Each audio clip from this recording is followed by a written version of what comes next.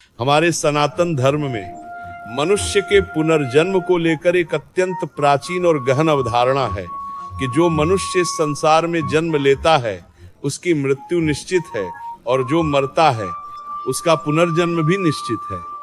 यह जीवन और मृत्यु का शाश्वत चक्र अनादिकाल से चलता आ रहा है। परंतु एक अत्यंत जटिल और रहस्यमय प्रश्न यह उठता है कि क्या मृत्यु के पश्चात दोबारा से उसी परिवार में, उसी कुल में आत्मा का पुनर्जन्म संभव है? क्या आत्मा अपने ही काल में, अपने ही युग में दोबारा से जन्म लेकर अपने अधूरे कर्मों को पूरा करती है? क्या कोई आत्मा अपने पाप या पुण्य के कारण अपने ही वंश में बार बार वापस लौट सकती है? इस प्रकार के गूढ़ प्रश्न आपके मन में भी अवश्य उठते होंगे। आज हम आपके इन सभी प्रश्नों का उत्तर एक अत्यंत अद्भुत और दिव्य कथा के माध्यम से देने जा रहे हैं, जिसे स्वयं भगवान शिव जी ने देवर्षि नारद जी को सुनाई थी। शास्त्रों में यह उल्लेख मिलता है कि जो भी मनुष्य इस पवित्र कथा को एक बार श्रद्धा पूर्वक सुन लेता है उसके कोटि कोटि पापों का नाश हो जाता है और उस पर सदैव के लिए ईश्वर की कृपा दृष्टि बनी रहती है। यह कथा द्वापर युग के उस कालखंड से जुनी है जब धर्म की स्थापना हेतु महाभारत का भीषण संग्राम समाप्त हो चुका था। लेकिन कथा का प्रारंभ देवर्षि नारद के एक मानवीय संशय से होता है। एक बार की बात है, देवर्षि नारद जी आकाश लोक में स्वतंत्र रूप से विचरण कर रहे थे। वे अपनी वीणा को मधुर स्वर में बजाते हुए नारायण नारायण का जाप कर रहे थे। तभी अचानक उनकी दृष्टि धरती लोक पर पड़ी। उन्होंने देखा कि धरती पर एक परिवार अपने परिवार के प्रपिता होने थे कुछ देर आए हैं। परिजन के असामयिक निधन के गहरे शोक में डूबा हुआ है। पूरा परिवार जोर जोर से विलाप कर रहा था, आंसू बहा रहा था और अपने मृत परिजन के वापस आने के लिए हाथ जोड़कर भगवान से करुण प्रार्थना कर रहा था। उनकी पीड़ा इतनी गहरी थी कि उनके रुदन की आवाज आकाश तक पहुंच रही थी। जब यह अत्यंत हृदय विदारक दृश्य नारद जी ने देखा तो उनका करुणामय हृदय व्याकुल हो उठा। उनके नेत्रों में आंसू आ गए और उनके मन में एक साथ कई गंभीर प्रश्न उठने लगे। वे सोचने लगे कि मृत्यु के बाद आत्मा का क्या होता है? क्या वह दोबारा उसी परिवार में लौट सकती है? क्या मनुष्य के कर्म उसे फिर से उसी कुल में जन्म लेने के लिए बाध्य करते हैं? इन प्रश्नों का उत्तर जानने के लिए वे तत्काल कैलाश पर्वत की ओर प्रस्थान कर गए। कैलाश की दिव्य भूमि पर पहुंचकर नारद जी ने देखा कि महादेव गहन ध्यान में लीन हैं। नारद जी को सम्मुख पाकर शिव जी ने अपनी आंखें खोली। नारद जी ने विनम्रता से हाथ जोड़ते हुए कहा, हे त्रिपुरारी, आप तो त्रिकालदर्शी हैं। मैं धरती पर मोह के कारण होने वाले विलाप को देखकर विचलित हूँ। क्या वास्तव में एक आत्मा उसी मोह और कुल के बंधन में दोबारा जन्म ले सकती है? भगवान शिव जी के मुख पर एक दिव्य मंद मुस्कान आई और वे बोले, हे ब्रह्मानंदन, आज आपने एक अत्यंत ही जटिल और रहस्यमय प्रश्न पूछा है। इस प्रश्न के उत्तर में समस्त मानव जाति का कल्याण छिपा हुआ है। इसका उत्तर समझने के लिए आपको महाभारत काल की एक विशेष घटना को समझना होगा, जहां धर्मराज युधिष्ठिर के मन में भी यही जिज्ञासा जागी थी। शिव जी ने बताया कि महाभारत युद्ध के पश्चात जब युधिष्ठिर ने शासन संभाला तब अपनों को खोने का दुख उन्हें महर्षि वेदव्यास के आश्रम ले गया। युधिष्ठिर ने वहां वही प्रश्न किया जो आज नारद जी कर रहे थे। महर्षि वेदव्यास ने पांडवों को समझाते हुए कहा था कि पुनर्जन्म का नियम अटल है, लेकिन कभी कभी आत्मा अपने अधूरे कर्मों, संकल्पों या श्रापों के कारण अपने ही कुल में बार बार जन्म लेती है। वेदव्यास जी ने कर्मों के 3 प्रकार बताए, संचित, प्रारब्ध और अनुबंध।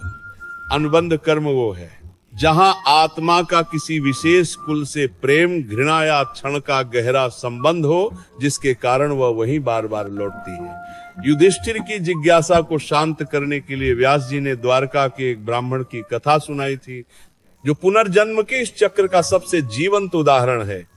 उस ब्राह्मण की व्यथा इतनी गहरी थी कि उसने साक्षात भगवान श्री कृष्ण की सभा में अपने मृत पुत्रों के लिए न्याय मांगा था। यहीं से पुनर्जन्म का वह रहस्य खुलना शुरू होता है, जो ये सिद्ध करता है कि आत्मा के तार अपने कुल से किस प्रकार बंधे होते हैं। पुनर्जन्म और कर्म के इस गहन रहस्य को और अधिक स्पष्ट करने के लिए महर्षि वेदव्यास ने पांडवों को वह कथा सुनानी शुरू की, जो भगवान श्री कृष्ण के द्वारका काल की एक अत्यंत विस्मयकारी घटना थी। उन्होंने कहा कि हे धर्मराज, एक समय की बात है जब द्वारकापुरी अपनी पूरी भव्यता के साथ चमक रही थी और भगवान श्री कृष्ण अपने राज दरबार में प्रजा की समस्याओं का समाधान कर रहे थे, तभी एक वृद्ध ब्राह्मण जिसकी वेशभूषा अस्त व्यस्त थी और चेहरे पर घोर हताशा थी, राज्यसभा में प्रविष्ट हुआ। वह ब्राह्मण भगवान के चरणों में गिरकर बिलख बिलख कर रोने लगा। उसके रुदन में इतनी पीड़ा थी कि पूरी सभा मौन हो गई। श्री कृष्ण ने उसे सांत्वना देते हुए पूछा कि हे विप्रदेव, आपके इस अपार दुख का क्या कारण है? उस ब्राह्मण ने कांपते स्वर में कहा कि हे जगन्नाथ, मैं एक अभागा पिता हूँ। मेरे घर में अब तक 5 पुत्रों ने जन्म लिया, किंतु विडंबना यह है कि जैसे ही वे पहली सांस लेते हैं उनके प्राण पखेरु जाते हैं। मैंने न जाने कितने यज्ञ किए, दान पुण्य किए और शिवों की शरण ली, किंतु मेरा भाग्य नहीं बदला। हर बार मेरा आंगन किलकारियों के बजाय सन्नाटे से भर जाता है। क्या मैंने पूर्व जन्म में कोई ऐसा भयंकर पाप किया है जिसका दंड मुझे इस रूप में मिल रहा है? क्या मेरी संतानें मुझे पहचानती नहीं या वे किसी बंधन में बंधी हैं? ब्राह्मण की यह व्यथा सुनकर द्वारका के वासी स्तब्ध रह गए। उसी सभा में अर्जुन और यादव वंश के महान योद्धा भी उपस्थित थे।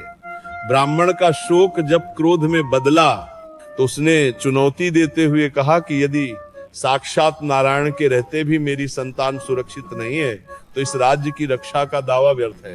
ब्राह्मण के इन कठोर वचनों को सुनकर सभा में सन्नाटा छा गया। तभी राजा नृग, जो उस समय वहां उपस्थित थे, अपनी जगह से उठे और उन्होंने संकल्प लिया। उन्होंने कहा कि हे ब्राह्मण, मैं आपकी पीड़ा समझ सकता हूँ। मैं प्रतिज्ञा करता हूँ कि यदि इस बार आपकी संतान जीवित नहीं रही तो मैं स्वयं अग्नि समाधि ले लूंगा।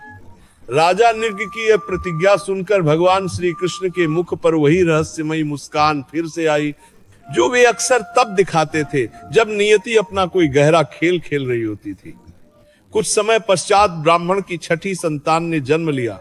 राजा नृग अपनी पूरी सैन्य शक्ति और दिव्य अस्त्रों के साथ ब्राह्मण के घर की रक्षा कर रहे थे। उन्होंने हवा तक के प्रवेश को रोक दिया था ताकि यम का दूत भी अंदर न जा सके, किंतु नियति को कौन टाल सकता है। जैसे ही बालक ने जन्म लिया और पहली सांस ली, वह पुनः निर्जीव हो गया। ब्राह्मण का विलाप अब दहाड़ में बदल गया। उसने राजा नृग को धिक्कारते हुए कहा कि तुम्हारी शक्ति और प्रतिज्ञा सब धरी की धरी रह गई। राजा नृग अपनी असफलता से अत्यंत व्यथित हुए और अपनी प्रतिज्ञा अनुसार अग्नि समाधि की ओर बढ़ने लगे, किंतु भगवान श्री कृष्ण ने उन्हें रोका और कहा कि हे राजन, यह संघर्ष अस्त्र शस्त्र का नहीं है, ये कर्मों के उस जाल का है जो सदियों पुराना है।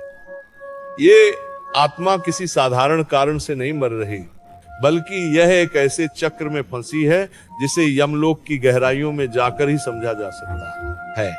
तब राजा नृग ने अपनी दिव्य शक्तियों से यमलोक की यात्रा करने का निश्चय किया। वे जानना चाहते थे कि आखिर यमराज उस नन्ही आत्मा को बार बार क्यों ले जाते हैं और क्या वो आत्मा वही है जो हर बार लौट कर आती है।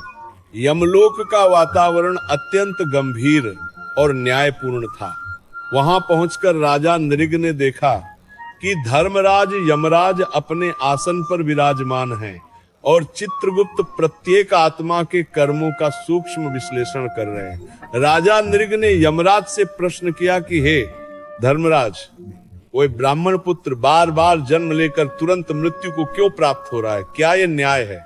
यमराज ने गंभीर स्वर में उत्तर दिया कि हे राजन, जिसे आप अन्याय समझ रहे हैं वह उस आत्मा का स्वयं का चुना हुआ प्रारब्ध है।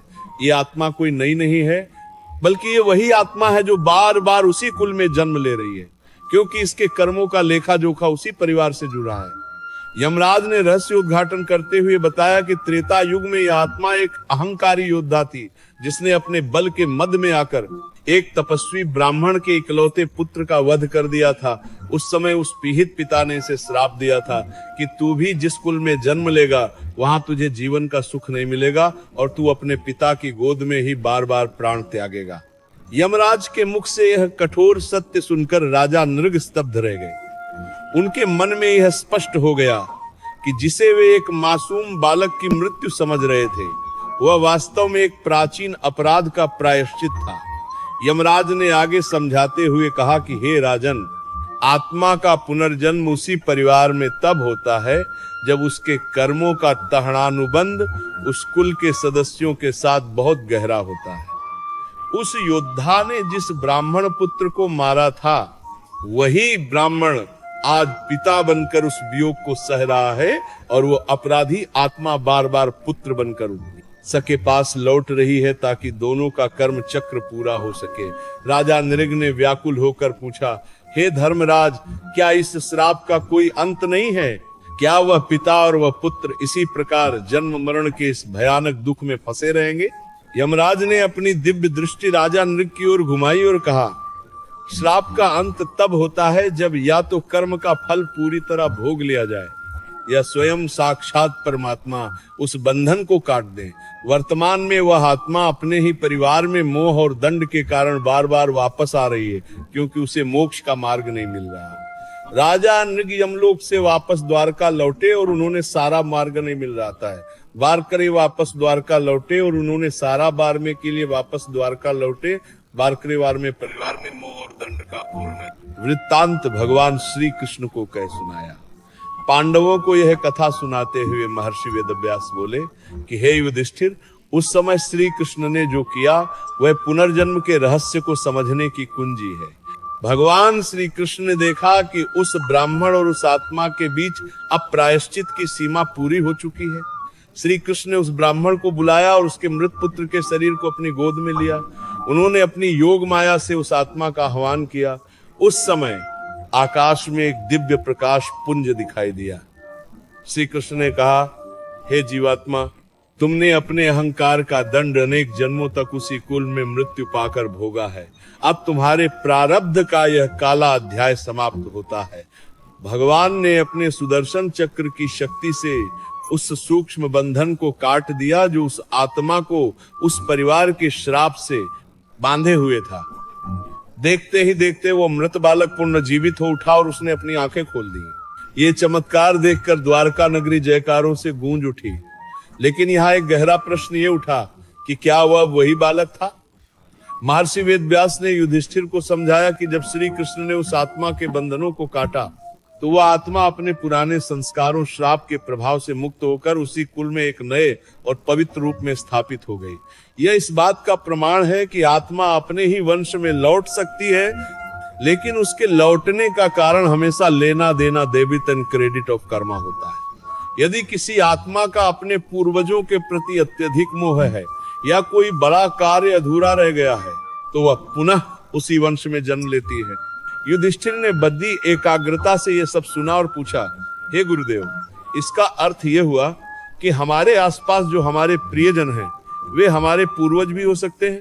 वेदव्यास जी ने मुस्कुराते हुए कहा, हाँ धर्मराज, यह पूर्णतः संभव है।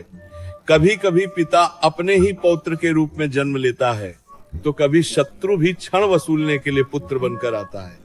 इसीलिए सनातन धर्म में श्राद्ध और तर्पण का इतना महत्व है ताकि हम अपने पूर्वजों की आत्माओं को संतुष्ट कर सकें और उन्हें मोह के बंधनों से मुक्त कर मोक्ष की ओर भेज सकें। यदि उनकी तृप्ति नहीं होती तो वे मोहवश उसी परिवार के आसपास भटकते रहते हैं और पुनः जन्म लेने के अवसर की प्रतीक्षा करते हैं। पुनर्जन्म के इस गूढ़ विज्ञान को समझते हुए अब हम उस परम सत्य की ओर बढ़ रहे हैं जहां जीवन, मृत्यु और मोक्ष का संगम होता है। महर्षि वेदव्यास ने पांडवों को समझाते हुए आगे कहा कि हे कुंती पुत्रों, आत्मा का उसी कुल में बार बार लौटकर आना केवल सजा या श्राप ही नहीं होता, बल्कि यह कभी कभी महान पुण्यों का प्रतिफल भी होता है। यदि किसी कुल में सात्विक और धर्मपरायण कार्य किए जाते हैं तो उस कुल की रक्षा और धर्म की निरंतरता के लिए श्रेष्ठ आत्माएं पुनः उसी वंश में जन्म लेती हैं। इसे वंशानुगत संस्कार कहा जाता है। जब कोई आत्मा अपने परिवार से गहरे प्रेम और धर्म के कारण जुनी होती है तो वह पुनः उसी आंगन में किलकारी बनकर गूंजती है ताकि वह अपने परिवार को आध्यात्मिक ऊंचाइयों तक ले जा सके। युधिष्ठिर ने वही विनम्रता से पूछा, हे गुरुदेव, तो क्या एक साधारण मनुष्य यह पहचान सकता है कि उसके परिवार में जन्म लेने वाला बालक कोई पूर्वज है या कोई क्षण चुकाने आई आत्मा? महर्षि वेदव्यास ने उत्तर दिया कि इसे पहचानना अत्यंत कठिन है, परंतु उस बालक के स्वभाव और उसके प्रति आपके मन में उठने वाले भावों से इसका संकेत मिल सकता है। जो संतान जन्म लेते ही परिवार के दुखों को हर ले और धर्म के मार्ग पर चले, वह अक्सर शुभ अनुबंधों के कारण वापस आई आत्मा होती है।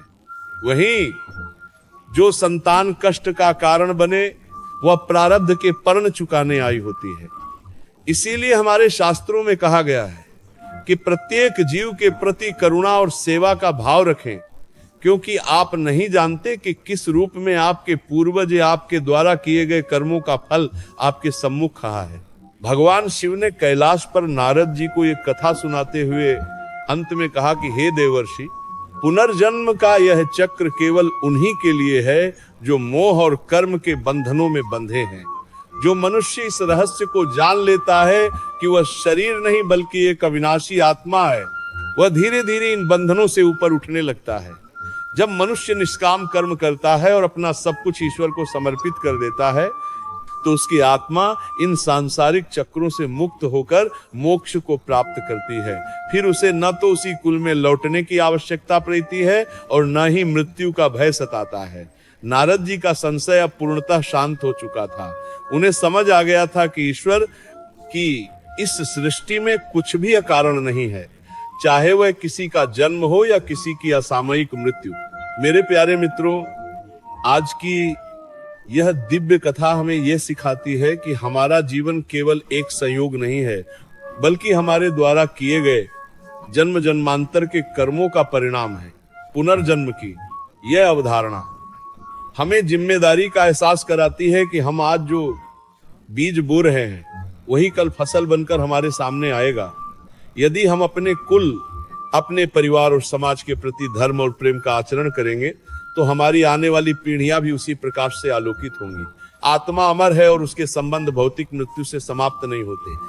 भगवान शिव और महर्षि वेदव्यास के इन वचनों को अपने जीवन में उतारने का प्रयास करें। जब हम ये समझ जाते हैं कि प्रत्येक जीव के साथ हमारा कोई न कोई प्राचीन संबंध हो सकता है, तो हमारे भीतर से घृणा समाप्त हो जाती है और केवल करुणा शेष बचती है।